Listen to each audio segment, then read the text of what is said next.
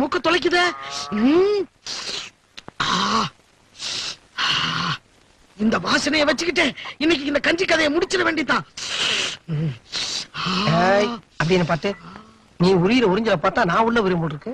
மெல்ல உரியா பாட்டி வெளியூரா? ஆமா. எங்க மாடு வாங்க வந்தீரா? இல்ல தச்சு வேலை. கருவாட்டு குழம்பு வடையெல்லாம் எப்படி இருந்துச்சு? பிரமாதம். திருப்தி தானே? பரம திருப்தி. ஆமா நம்ம வீட்டு குழம்புல அப்படித்தான் இருக்கும். இந்தாங்க சிட்டியை பிடிங்க. எதுக்கு? கருவாட்டு குழம்பு வாடை என் வீட்டுல இருந்து வருது. அதை பிடிச்சுதானே சாப்பிட்டீரு. அதுக்கு தான் இந்த புள்ள 10 ரூபாய். வாசனைக்கு காசா? யோ என்னையா அது அநியாயமா இருக்கு. என்ன நுணியாயமா இருக்கு? இப்ப தேட்டருக்கு படம் பார்க்க போறீங்களா? அங்க கவர்ச்சி கண்ணியை நீயா கட்டி பிடிச்சு ஆடுற?